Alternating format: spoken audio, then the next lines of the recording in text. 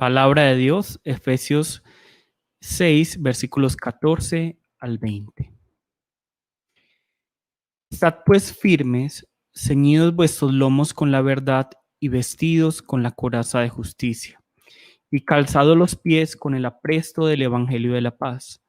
Sobre todo, tomad el escudo de la fe con que podáis apagar los dardos de fuego del maligno, y tomad el yelmo de la salvación y la espada del Espíritu, que es la palabra de Dios, orando en todo tiempo con toda oración y súplica en el Espíritu, y velando en ello con toda perseverancia y súplica por todos los santos, y por mí, a fin de que al abrir mi boca me sea dada palabra para dar a conocer con denuedo el misterio del Evangelio, por el cual soy embajador en cadenas, que con denuedo hable de él como debo hablar. Amén. Vamos a orar. Padre Santo y Todopoderoso, Padre Dios, gracias Señor por esta mañana en la que nos permites estar ante ti para meditar en tu palabra, reflexionar en tu palabra y hacer vida a tu palabra, Señor.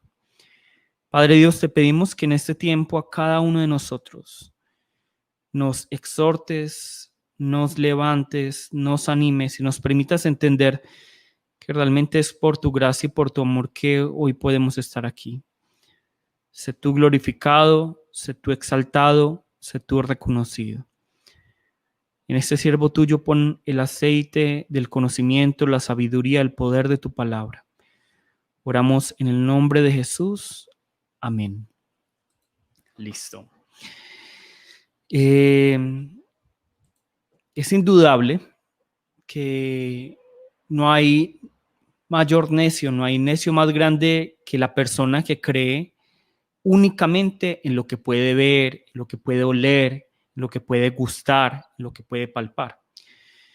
De hecho, nosotros vemos que hay una realidad que no podemos ver, oler, gustar o palpar, pero que en la actualidad nadie va a negar, ¿cierto? Y es la realidad de las células, la existencia de las células. Nadie puede negar que existen las células, que existen las bacterias, que existen los virus, que existen los parásitos. Y nosotros pues no vemos a simple vista las bacterias, no las gustamos, no las palpamos, ¿cierto? ¿Quién ha tocado un E. coli, ¿cierto? Nadie de pronto ha tocado un E. coli, ha visto un E. coli, ha olido, no sabe a qué huele un E. coli, ¿cierto? Nosotros no podemos negar la existencia de estas bacterias, estos virus, estos parásitos, a pesar de que no podemos ver, oler, gustar o palpar alguna de estos microorganismos, ¿cierto?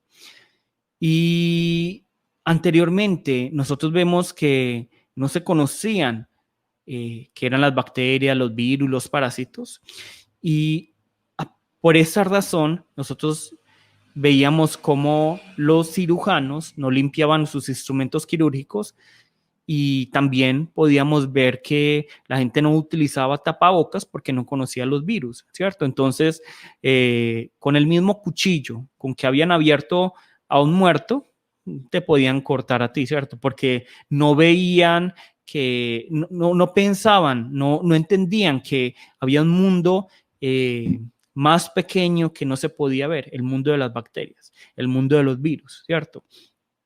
Y a pesar de ese desconocimiento, a pesar de la ignorancia que se tenía en esa época, no significa que las bacterias, los virus, los parásitos, las células fueran irreales, que no existieran, que dejaran de ser letales. Todo lo contrario, nosotros vemos que por el desconocimiento de esa época, muchas personas murieron por causa de infecciones, ¿cierto?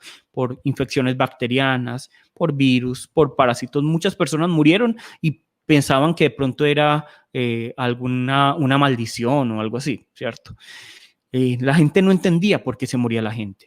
Entonces no importa lo que sintamos, no importa si lo queremos negar. Hay una guerra microbiológica, hay una guerra celular, ¿cierto? Todos los días en nuestro cuerpo, en todo momento, en nuestro cuerpo hay miles de células y bacterias que están luchando, ¿cierto? De la misma manera, El hecho de que nosotros no podamos ver, palpar, gustar la guerra espiritual no significa que deje de ser real. De hecho, podemos afirmar con toda certeza que esta guerra es mucho más real, más cruenta, más violenta, más cruel que cualquier otra guerra que nosotros como humanidad hayamos librado.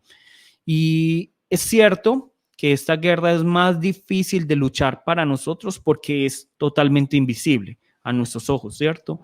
Pero no significa que por esta razón debamos nosotros luchar a ciegas. No, nosotros no luchamos a ciegas. Todo lo contrario, así como a través del microscopio nosotros podemos observar, podemos entender y podemos buscar tratamientos para luchar en contra de los microorganismos que quieren, digamos, dañar nuestro cuerpo. De la misma manera, Dios nos ha dado, por así decirlo, un microscopio. Nos ha dado también, podríamos así, un telescopio que es la palabra, que es su palabra, para que de esta manera nosotros reconozcamos que existe una guerra, entendamos cómo funciona la guerra, luchemos en esta guerra y nos podamos mantener firmes en esta guerra. Y es la misma palabra de Dios la que nos ha enseñado durante todo este tiempo que para mantenernos firmes en esta victoria en Cristo Jesús, nosotros debemos fortalecernos en el Señor y debemos vestirnos de toda la armadura de Dios, no de una parte, de toda la armadura de Dios. Nuevamente, para poder mantenernos firmes en esta guerra que tenemos en contra del diablo y todo su ejército, debemos fortalecernos en el Señor y debemos vestirnos de toda la armadura de Dios, ¿cierto? Lo que finalmente, como vimos la semana pasada, significa vestirse de Cristo. Debemos vestirnos de Cristo porque únicamente en Él tenemos la victoria. Listo, entonces Pablo nos va a hablar acerca de 6 partes en esta armadura, ¿cierto? Y para que la recordemos, vamos a ver esta imagen. Entonces, son 6 partes. Primero, el yelmo de la salvación, que es como un casco, ¿cierto? Para proteger la cabeza. Luego tenemos la coraza. La coraza es de lo que vamos a hablar hoy. Y vemos que es como esta placa metálica que va a proteger todo el tórax, ¿cierto? Estos órganos que son pulmón, corazón, sistema digestivo, riñones. Entonces, la coraza de justicia va a estar protegiendo todo lo que es el tórax, ¿cierto? Y el abdomen. Nosotros vemos aquí que es una placa metálica, también se podría pensar que podría ser como una cota de malla, ¿cierto? La cota de malla es como lo que utilizan los carniceros para no cortarse. Luego nosotros vemos también el escudo de la fe. El escudo de la fe, que pues todos sabemos que es un escudo. Tenemos el cinto o el cinturón de la verdad, de lo que hablamos la semana pasada, la espada del Espíritu, que es la palabra de Dios, y el calzado con el apresto del Evangelio de la Paz, que son estos, digamos, como estas sandalias, que realmente no son cualquier tipo de sandalias y antes fueron muy importantes para el crecimiento del Imperio Romano. Entonces, nuevamente, para que los tengamos muy claros, ¿cuáles son las 6 partes? Primero, el yelmo de la salvación, la coraza de justicia, el escudo de la fe, el cinto o cinturón de la verdad, la espada del Espíritu y el calzado con el apresto del Evangelio de la Paz. ¿Listo? Entonces, estas son las 6 partes que Pablo está describiendo, ¿cierto? Pensando en esta armadura romana. Y lo que nosotros debemos entender es que todas y cada una de las partes de esta armadura, todas, no es que nosotros podamos escoger qué nos gusta o qué no nos gusta. Todas y cada una de las partes de esta armadura son vitales para mantenernos firmes en esta guerra espiritual en contra del diablo. Nosotros no podemos prescindir, no podemos decir, bueno, me gusta más esta que otra, no. Debemos tener toda la armadura, toda. Y por eso la palabra pone esa palabra toda, porque tiene que ser completa, no puede ser solo una parte. ¿Listo? Entonces, es una armadura que debemos vestir totalmente, pero también en todo tiempo, ¿cierto? En todo tiempo debemos vestir esta armadura. No podemos decir, bueno, entonces ya terminó el culto, entonces me voy a quitar la armadura. No, en todo tiempo. durante el culto, antes del culto, después del culto. En todo momento yo debo tener la armadura. Dormido, despierto, de mañana, tarde, noche, en todo momento debo tener la armadura, porque no sabemos cuándo va a atacar el diablo. Listo. Pero la pregunta que puede surgir es ¿cómo nos vestimos de esta armadura? ¿Cómo nos vestimos de esta armadura? Y la respuesta es muy simple, la verdad. La respuesta es muy simple y es que nosotros nos vestimos la armadura. La forma en que nosotros nos vestimos la armadura es recibiendo y afirmándonos en el Evangelio en todo momento y lugar. Nuevamente, yo cómo me visto de la armadura de Dios, recibiendo y afirmándome en el Evangelio en todo momento y en todo lugar. ¿Listo? Es decir, yo debo tener la armadura de Dios. Yo me visto de la armadura de Dios. ¿Cómo? Cuando yo recibo el Evangelio, cuando yo me afirmo en el Evangelio, pero ¿cuándo? En todo momento. ¿Y dónde? En todo lugar. No es solo en la iglesia, no es solo en la familia, es en todo lugar. ¿Listo? No es solo durante el culto, es en todo momento. En todo momento yo debo tener el Evangelio y afirmándome. No importa cuánto tiempo llevemos en el Evangelio, siempre debemos estar afirmándonos en el Evangelio. Y esto es porque finalmente la armadura de Dios nos está hablando acerca del Evangelio, ¿cierto? ¿Y de qué nos habla el Evangelio? Acerca de Jesús. Nosotros debemos entender esto. Veamos esta imagen nuevamente. Entonces, vemos que el cinturón de la verdad nos está hablando acerca de la verdad. ¿Y quién es la verdad? Jesús es la verdad. La coraza de justicia nos dice que Jesús es nuestra justicia. El calzado del apresto del Evangelio de la paz. Jesús es nuestra paz. Jesús es el Evangelio. El escudo de la fe, Jesús es nuestra fe. El yelmo de la salvación, Jesús es nuestra salvación. La espada de la palabra de Dios, Jesús es el verbo de Dios. Jesús es la palabra de Dios. Nuevamente, para que nos quede muy claro esto, porque esta es la base de todo lo que vamos a hablar durante toda esta semana, ¿cierto? Entonces, primero, el cinturón de la verdad nos dice que Jesús es la verdad. La coraza de justicia, Jesús es nuestra justicia. El calzado del apresto del Evangelio de la paz, Jesús es nuestro Evangelio, Jesús es nuestra paz. El escudo de la fe, Jesús es nuestra fe. El yelmo de la salvación, Jesús es nuestra salvación. En la espada de la palabra de Dios, Jesús es el verbo de Dios. Jesús es la palabra de Dios, ¿cierto? Entonces, nosotros vemos que vestirnos de la armadura es, en otras palabras, vestirnos del Evangelio. ¿Y vestirnos del Evangelio qué significa? Es vestirnos de Jesús. Entonces, lo primero a lo que nos está invitando la palabra de Dios el día de hoy es que nos preguntemos si realmente hemos participado del Evangelio. Y esto es muy importante, porque nosotros no podemos tener la armadura si no hemos participado del Evangelio, porque el Evangelio es la armadura. Entonces, en otras palabras, lo que hoy debemos evaluar en cada uno de nosotros es si tenemos confianza en la obra de Jesucristo en nuestras vidas.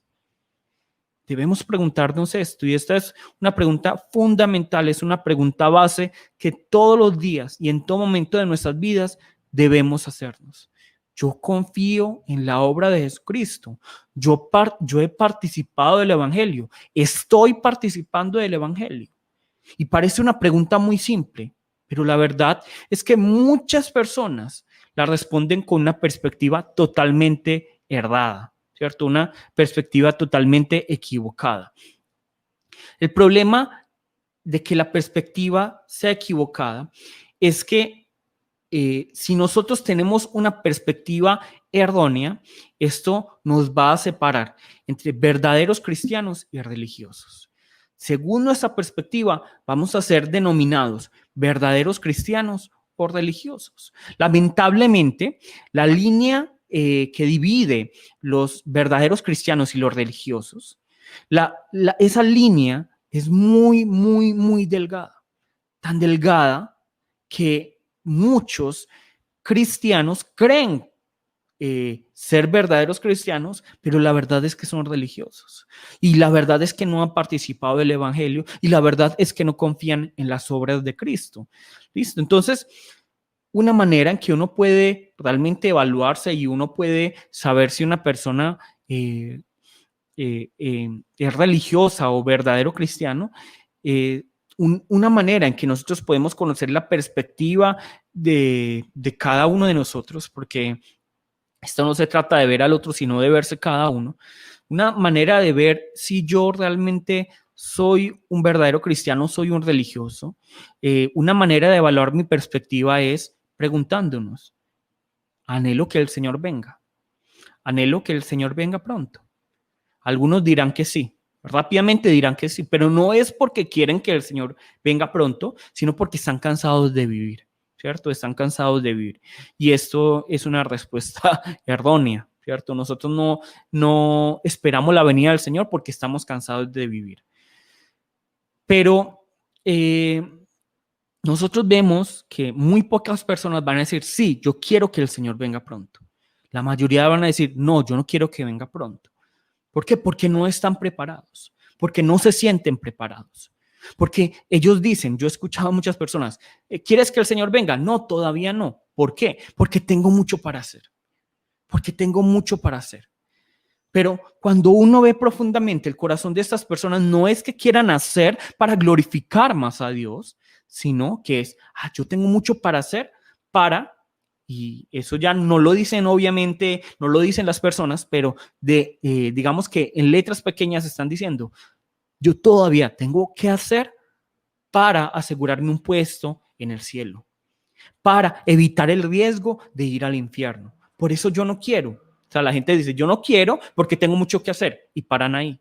Pero dentro de esas palabras, digamos que en lo profundo de esas palabras está, es que todavía tengo que hacer para ver si alcanzo el reino de los cielos. Porque hasta el momento no he hecho nada para el reino de los cielos, entonces no soy merecedor del reino de los cielos. La persona que responde así es una persona totalmente religiosa. Y estoy seguro que muchos de los que estamos aquí podemos decir, yo he pensado eso. Yo he pensado que no quiero que el Señor venga pronto, porque si viene hoy, yo creo que me voy al infierno. ¿Por qué? Porque no he hecho suficiente, porque no me he hecho merecedor del reino de los cielos. Y lamentablemente, esta es una mentalidad muy frecuente entre los cristianos, ¿cierto? No solo en nuestra iglesia, sino en todas las iglesias. Es que no quiero que el Señor venga pronto porque todavía tengo para hacer, pero en el fondo, como les digo, está el hacer para merecerme, para ganar esa salvación. Pero vamos a ver qué nos dice Filipenses, ¿cierto? Filipenses 1, 21, 24. Aquí vemos lo de ahora, ¿cierto? El cinturón de la verdad, Jesús es la verdad. La coraza de justicia, Jesús es nuestra justicia. El calzado del apresto del evangelio de la paz, Jesús es nuestro evangelio. El escudo de la fe, Jesús es nuestra fe. El yelmo de la salvación, Jesús es nuestra salvación. Y la espada de la palabra de Dios, Jesús es el verbo de Dios. Filipenses 1, 21, 24, ¿qué nos dice? Porque para mí el vivir es Cristo y el morir es ganancia. Mas si el vivir en la carne resulta para mí en beneficio de la obra, no sé entonces qué escoger, porque de ambas cosas estoy puesto en estrecho, teniendo deseo de partir y estar con Cristo, lo cual es muchísimo mejor, pero quedar en la carne es más necesario por causa de vosotros. ¿Qué nos está diciendo Pablo aquí? Pablo está diciendo, bueno, ¿saben qué, hermanos? Yo me quiero ir pronto al reino de los cielos. Yo me quiero ir rápido, donde yo quiero estar rápido con Cristo, porque eso sería lo mejor. Porque eso sería lo mejor, sería mi mayor gozo. Pero yo estoy entre, digamos así, la espada y la pared, porque yo me quiero ir rápido, pero por causa de ustedes, por causa de vosotros, porque quiero seguir haciendo la obra de Cristo por vosotros, yo prefiero quedarme, ¿cierto? Yo prefiero estar aquí con ustedes para que glorifiquemos más al Señor. Entonces vemos que Pablo anhela estar con Cristo porque sabe que es lo mejor, pero al mismo tiempo quiere quedarse en la tierra. Pero esto último, el quedarse en la tierra, no lo hace porque Pablo sienta que no da la talla o no se merece estar en la presencia de Dios, porque debe hacer para estar en la presencia de Dios, sino, o que debe hacer por si las moscas, sino que desea quedarse para realizar la obra de Dios. ¿cierto? Y no es que Pablo se sienta ya perfecto. Veamos lo que nos dice la palabra. Primera de Timoteo 1:15. Primera de Timoteo 1:15 nos dice así: palabra fiel y digna de ser recibida por todos, que Cristo Jesús vino al mundo para salvar a los pecadores, de los cuales yo soy el primero, ¿cierto? De los cuales yo soy el primero. Entonces, vemos aquí que Pablo se reconoce un total pecador. Pablo se reconoce pecador. Él sabe que él no es merecedor de la gracia, del amor, de estar en la presencia del Señor. Él no se siente perfecto. Todo lo contrario. Miren lo que él le está diciendo aquí. Él dice, yo soy el primero de los pecadores, ¿cierto? Yo soy el primero de los pecadores. ¿Qué significa eso? Yo soy el peor de todos. Pero yo creo que Pablo se equivocó porque yo soy el peor de todos, ¿cierto? Pero realmente Pablo está diciendo, yo soy el pecador de todos, el peor de los pecadores. Yo soy el peor. Pero igual él desea ir a la presencia del Señor. Eso es porque Pablo entiende muy bien que es su salvación, que el estar en la presencia de Dios no depende para nada de él mismo, sino totalmente de Dios. La justificación que él recibe es totalmente por la obra de Cristo, no es por nada de lo que él le ha hecho. El mundo nos ha programado para hacernos creer que en todo debemos dar para recibir, que en todo debemos hacer y hacer y hacer para ver si alcanzamos, que debemos hacernos merecedores de las cosas. Pensamos que somos lo que hacemos. El problema es que nosotros hemos trasladado esta mentalidad a la vida de fe y creemos que debemos hacer algo para, digamos, ganarnos la salvación, el amor de Dios, el favor de Dios, la misericordia de Dios. Pensamos que debemos hacer y hacer y hacer, hacer. Entonces, inconscientemente o conscientemente buscamos neciamente la justificación delante de Dios por medio de nuestras obras. Y por esta razón es que muchas personas vienen a la iglesia y rinden el culto, leen la palabra, oran, entregan la ofrenda, están ayudando a la gente, están haciendo un montón de cosas, pero no en gozo, sino por miedo. Y es por esta misma razón que no es motivo de gozo o deleite amar, perdonar o servir, sino que se convierte en una carga. Ay, es que tengo que amar, tengo que perdonar, tengo que servir, porque si no, entonces no me voy al reino de los cielos. Mucha gente piensa eso. Y por eso es que mucha gente me pregunta, ay, ministro, si yo me emborracho, ¿voy al infierno o voy al cielo? ¿Cierto? ¿Por qué? Porque tenemos temor del infierno, tenemos miedo de no ir al cielo. ¿Cierto? No es ni siquiera por estar en la presencia de Dios. Es que yo no quiero estar en el infierno, me parece algo tan terrible. Y por eso no encontramos, como ya les dije, ese deleite, ese gozo en amar, en perdonar, en servir, sino que se nos vuelve una total carga. Y finalmente, como para nosotros es imposible amar totalmente, perdonar totalmente, servir totalmente, nos cargamos, nos sentimos presionados y luego ¿qué hacemos? Dudamos y dejamos digamos, la vida de fe.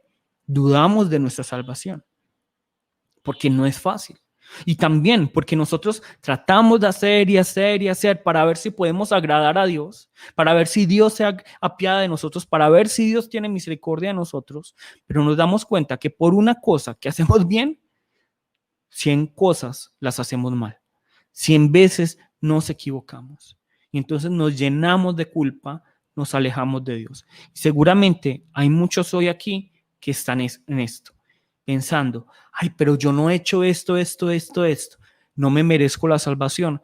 Ay, entonces no me merezco estar en la presencia de Dios, me voy a alejar. O lo que pasa a muchas personas, yo voy a ir a la iglesia, yo voy a bautizarme, yo voy a ir a la presencia de Dios cuando ya viva bien, cuando ya haga las cosas bien, cuando ya sea perfecto, ¿cierto?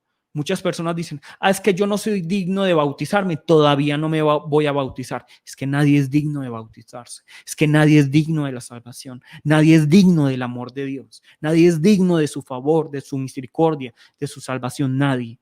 Y si nosotros esperamos ese tiempo para ser dignos, ya será muy tarde, ¿cierto? Ya será muy tarde. Entonces, muchas personas creen que por el simple hecho de leer la palabra, orar, venir a la iglesia, bautizarse, ofrendar, son salvos.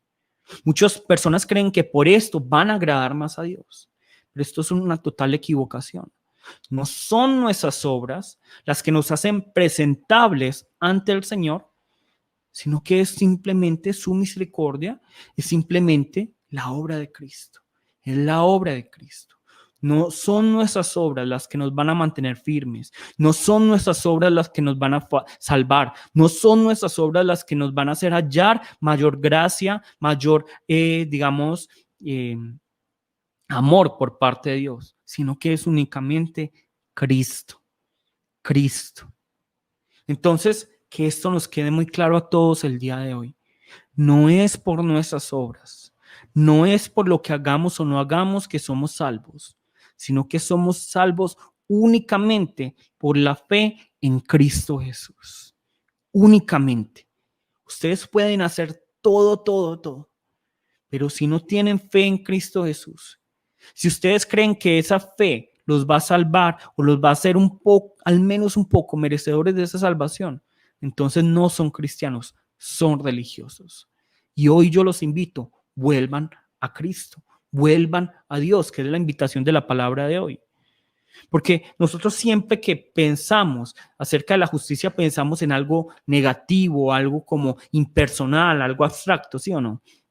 Al hablar de justicia pensamos en algo abstracto, algo impersonal, pero cuando la palabra de Dios nos habla acerca de la justicia, no habla de algo abstracto, de algo impersonal, sino que cuando habla de la justicia que nosotros debemos tener ante Dios, está hablando totalmente algo que de pronto nos va a sorprender y es algo muy personal, muy íntimo, algo que tiene que ver con el otro, ¿cierto?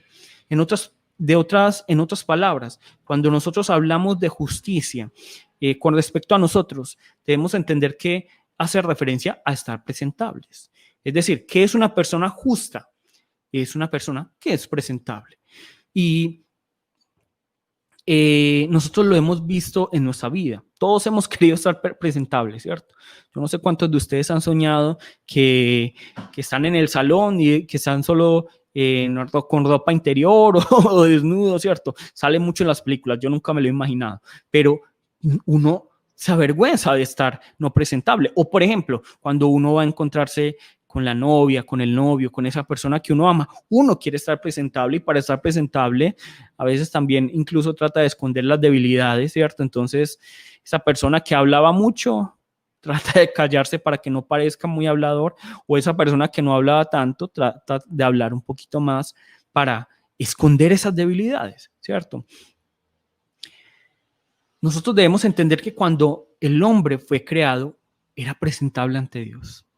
El hombre era presentable ante Dios y por eso podía tener esta relación personal, íntima, perfecta con Él. Porque el hombre buscaba agradar a Dios, el hombre buscaba estar presentable delante de Dios, porque él sabía que esa era la verdadera justicia. En ese momento había plenitud en el hombre, porque el hombre amaba y adoraba al único que debía amar y adorar. El hombre estaba buscando la aceptación, estaba buscando ser presentable ante el único al que nosotros deberíamos buscar ser agradables, al único que nosotros deberíamos buscar ser presentables. Pero cuando Adán y Eva pecaron, cuando cayeron en el engaño de la serpiente, se llenaron de pecado y dejaron de ser presentables ante Dios. Y al dejar de ser presentables ante Dios, ¿cierto? Dejaron de ser justos y de esta manera cayó la vergüenza sobre ellos. Veamos lo que nos dice la palabra. Génesis 3:7. Génesis 3:7 nos dice así: entonces fueron abiertos los ojos de ambos y conocieron que estaban desnudos. Entonces cosieron hojas de higuera y se hicieron delantales. Amén. Entonces, obviamente podríamos hablar de esto de una manera física, es decir, es que se vieron desnudos, pero también sería algo un poco ilógico porque entonces significa que ellos andaban solo viendo con ojos espirituales, entonces no sabían que estaban desnudos. No, hay que verlo más espiritual, hay que verlo con respecto a cómo Adán y Eva, antes del pecado estaban presentables ante Dios, tenían esta relación con Dios, era Dios quien los cobijaba y los vestía, pero en el momento en que ellos pecaron, ¿qué es lo que pasa? Se abren los ojos, es decir, ellos ya no están cobijados por esa justicia de Dios, ya no están presentables ante Dios, sino que están totalmente desnudos. Es decir, ya no tienen relación con Dios, están llenos de un gran vacío, ¿cierto? Están apartados de Dios, ya no son presentables ante Dios, no tienen justicia. No tienen justicia. Y lo que debieron haber hecho es buscar a aquel que les podía cobijar y vestir nuevamente. Sin embargo, ¿qué es lo que hacen ellos? Ellos van y cosen, digamos, con hojas de higuera y se hacen delantales ellos mismos.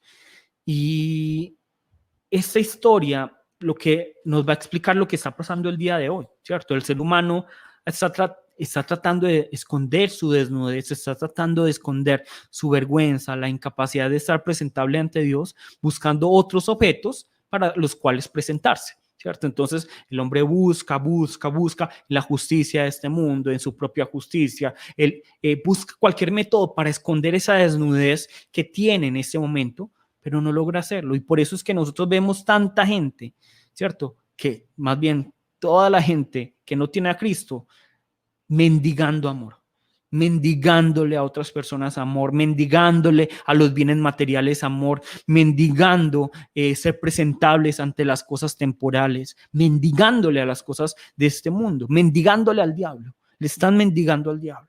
Están mendigando para ver si de pronto alguien los puede vestir, alguien les puede quitar la vergüenza en la cual ellos mismos cayeron, ¿cierto? Porque se apartaron de la presencia de Dios. Pero lo que nosotros hoy debemos recordar es que finalmente el único que nos puede vestir nuevamente, el único que puede quitarnos la vergüenza, el único que puede hacernos nuevamente agradables y presentables ante Dios es Dios mismo.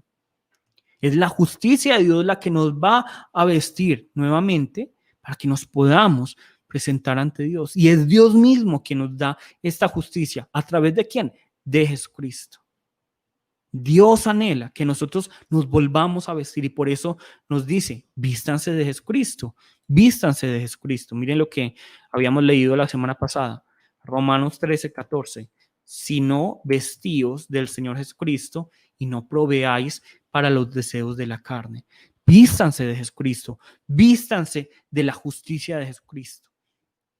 Porque a través de nuestra propia justicia, a través de la justicia de este mundo que es tan corrupto, no podemos estar presentables ante Dios. Por eso es que Dios mismo nos da el vestido con el cual debemos vestirnos. Y esta es la coraza de justicia. Esta es la coraza de justicia.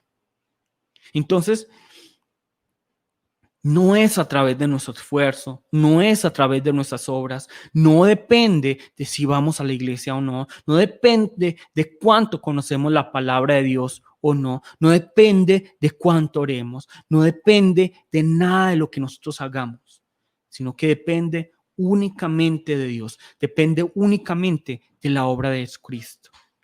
Y lo único que nosotros debemos hacer para recibir esta justificación, para recibir esta gracia del Señor, es tener fe en Jesús, es tener confianza en su vida, en su muerte, en su resurrección. Es decir, creer en el Evangelio, porque las buenas nuevas no es, bueno, entonces hagan estas cosas, estos son los pasos que ustedes deben hacer para recibir la salvación. No, el Evangelio es, crean en Jesús y ya, crean en Jesús. Crean en Jesús, crean en su vida, crean en su muerte, crean en su resurrección. Entonces, esto tiene que quedarnos en el corazón. Esto tiene que quedarnos muy claro en el corazón. La justicia que nosotros, con la cual hoy estamos vestidos, es una justicia pasiva. Es decir, nosotros no tenemos papel en ella. Nosotros no podemos trabajar por esta justicia. Nosotros no tenemos que esforzarnos para recibir esta justicia. Esta justicia es totalmente gratis y la única manera en que podemos recibir esta justicia es por medio de la fe en Cristo Jesús.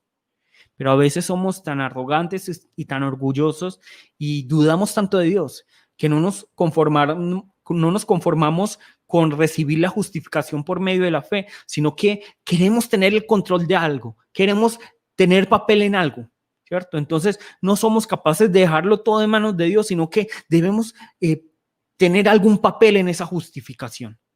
Y esto lo único que está demostrando es la falta de fe en la gracia, en el amor, en la misericordia, en la justicia de Dios. En otras palabras, lo que nosotros estamos haciendo es dudar de la obra de Cristo. Porque, ¿cómo así que yo no tengo que hacer nada? ¿Cómo así?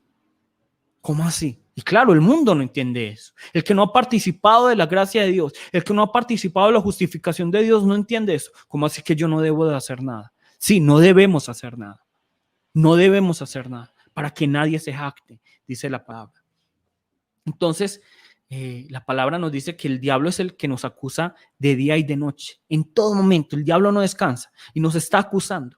Y él usa nuestra conciencia y nos dice, hoy no leíste la palabra, hoy no oraste, uy, tú sí eres muy laxo, uy, hoy pecaste, uy, no hiciste esto, no hiciste aquello.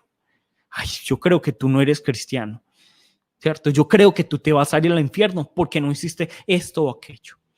Y la persona que no tiene la coraza de justicia, ¿qué es lo que va a decir? Ay, diablo, ¿sabes? Tienes toda la razón. Me voy a alejar de Dios. Me voy a alejar de Dios porque yo no soy digno. O, ay, es que me tengo que esforzar entonces más, tengo que leer entonces más la palabra, tengo que orar más, tengo que ser menos laxo, tengo que hacer esto, tengo que hacer aquello para ser cristiano, para recibir la salvación y así no irme al infierno, ¿cierto? Esto lo dice una persona que no tiene la coraza de justicia. Pero cuando una persona se viste de la coraza de justicia y el diablo ataca de esta manera, lo que uno dice es, diablo, tienes toda la razón. Yo soy un pecador, yo me equivoco mucho, pero mi salvación, mi identidad como cristiano, la justificación que yo tengo, no depende de mí, no depende en ningún momento de lo que yo he hecho o de lo que vaya a hacer, sino únicamente de la obra de Cristo, que ya pagó una vez y para siempre. Entonces, ¿cómo podemos saber, digámoslo así, si una exhortación viene del Espíritu Santo, si digamos un llamado de atención viene del Espíritu Santo o viene del diablo, ¿cierto? Porque muchas veces la conciencia nos habla y es utilizado por el diablo, pero también el Espíritu Santo nos puede hablar a través de su palabra, ¿cierto? Y el Espíritu Santo y el diablo pueden utilizar la palabra, pueden utilizar otras personas, pueden utilizar nuestra conciencia. Y tanto el Espíritu Santo como el diablo van a utilizar, van a decirnos, bueno, está mal leer la palabra, está mal no orar, está mal que no hagas esto o aquello, está mal que peques. Sí, el diablo también nos va a decir, está mal que peques, para que nos quede claro. El Espíritu Santo y el diablo nos van a decir, está mal que no leas la palabra, que no ores y que peques. Está mal. Eso es pecado, nos va a decir el diablo y el Espíritu Santo. ¿Cómo así? Pero la diferencia está en que el Espíritu Santo nos va a decir, está mal que no leas la palabra, está mal que no ores, está mal que peques, pero por esa razón, ve a Cristo. Ve a Cristo, acércate a Cristo, regresa a Cristo. ¿Qué es lo que va a hacer el diablo? El diablo va a decir, está mal que no leas la palabra, está mal que no ores, está mal que peques, pero entonces por esa razón, aléjate de Cristo, porque es que tú no eres merecedor. O más bien espera un ratico y mejora. Lee más la palabra, ora y esperemos a ver si Dios te recibe, ¿cierto? Por eso nosotros tenemos que ser muy cuidadosos también al llevar la palabra, para que si pues el 90% de las personas a las que les hablamos se sienten acusadas y se alejan del Señor, entonces tenemos que preguntarnos si nosotros sí estamos hablando a través del Espíritu Santo, porque nosotros vemos el testimonio de Pedro, vemos el testimonio de Pablo, vemos a todos los discípulos de Jesús, vemos a Jesús mismo y todas las personas que les escuchaban sentían arrepentimiento y querían venir a la presencia del Señor. Entonces, nosotros debemos entender esto, ¿cierto? Si nosotros escuchamos al Espíritu Santo, vamos a volver al Señor, vamos a regresar a Cristo, pero si estamos escuchando al diablo, nos vamos a alejar de Él, ¿cierto? Entonces preguntémonos si hemos recibido el verdadero evangelio. ¿Cuál es el evangelio?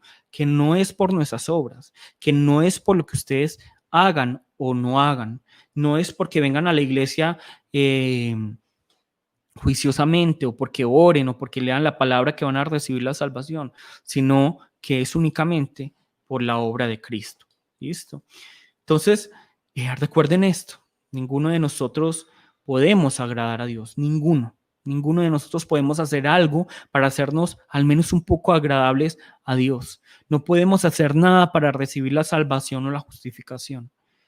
Ninguno de nosotros es merecedor del reino de los cielos y por lo tanto no podemos hacer nada para ganarnos el reino de los cielos. Es únicamente Cristo. Únicamente Cristo es quien nos puede hacer participar de este gran honor.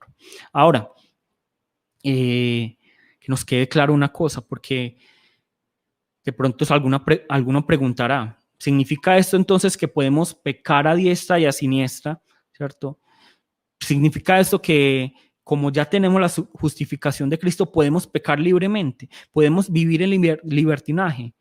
Y solo una persona que no conoce a Cristo, solo una persona que no ha vivido la gracia, la misericordia del Señor, que no valora todo lo que el Señor ha hecho, va a decir que es así. Solo una persona que no conoce el amor de Dios, que no conoce realmente todo lo que Cristo hizo por nosotros, va a decir, sí, es que podemos pecar y el Señor nos perdona. El Señor es misericordioso, entonces sigamos pecando que el Señor... No, eso no lo hace un verdadero cristiano. Un verdadero cristiano entiende que para Dios es tan importante nuestra santidad que por eso tuvo que morir Cristo por nosotros. Que un verdadero cristiano entiende que nosotros somos justificados por Cristo, pero que cuando somos justificados por Cristo, ahora nosotros, por amor, como respuesta a Él, lo que hacemos es que nosotros vivimos en santidad, nosotros buscamos agradarle a Él. Eso es lo que hace un verdadero cristiano. Y de hecho la coraza de justicia nos habla acerca de estas dos justicias. La justicia que proviene de Dios, que es la justificación, y segundo, la justicia con la cual nosotros debemos vivir, pero no una justicia que nos va a hacer más salvos delante de Dios, no, pero una justicia que viene como una respuesta ante la justificación de Dios. No, ahora nosotros debemos vivir en el amor de Dios, debemos vivir en la justicia de Dios, debemos vivir como a Él le agrada. Debemos vivir de una manera diferente. Pero la base de todo es entender que no es por nuestras obras, no es por lo que nosotros hagamos que vamos a ser salvos, vamos a ser más agradables a Dios, sino que es por totalmente la obra de Cristo. Y por eso les dije que es una línea muy delgada, porque como el mundo nos ha programado a hacer para recibir, creemos que en lo profundo de nuestro corazón, que si no hacemos, digamos, vamos a perder la salvación, si no hacemos, no vamos a recibir la salvación, pero no depende de nosotros, no depende de nada para nosotros. Como les dije, no significa que, bueno, entonces voy a pecar, voy a vivir a mi manera, no. Cuando yo he recibido realmente la salvación, he recibido realmente el evangelio, voy a vivir de una manera justa, voy a vivir de una manera santa, porque como dice R.C. Sproul, un pastor, Dios es amor, Dios es justo, Dios es misericordioso, pero antes que todo, antes que cualquier cosa, Él es santo, santo, santo. Dios es santo. Y si nosotros hemos participado de la justificación que tenemos en Cristo Jesús y realmente hemos participado del Evangelio, vamos a buscar vivir en santidad. No vamos a buscar vivir a nuestra manera, pero como respuesta a la justificación, no para adquirir justificación. Pero el día de hoy, yo sé que todos ustedes entienden y hemos hablado mucho acerca de la santificación, de la manera en que debemos vivir, pero hoy, el día de hoy, quiero que nos centremos en esto y la palabra nos está invitando a esto, en que recordemos que no es por nuestras obras. Entonces, aquellos que están desfalleciendo, que están decaídos, que están deprimidos, porque sienten que no son merecedores de la gracia del Señor, que sienten que no se merecen la salvación, yo les digo hoy, vengan a Cristo. Vuelvan a Cristo. No escuchen al diablo, porque el diablo también les está diciendo, esto está mal. El diablo es, digámoslo así, sincero y va a decir, esto está mal. Y el Espíritu Santo también va a decir, esto está mal. Pero ¿qué nos dice el Espíritu Santo? Vuelvan a Cristo. ¿Qué nos dice el diablo? Aléjense de Cristo, aléjense de Dios. No, hoy vamos a escuchar al Espíritu Santo.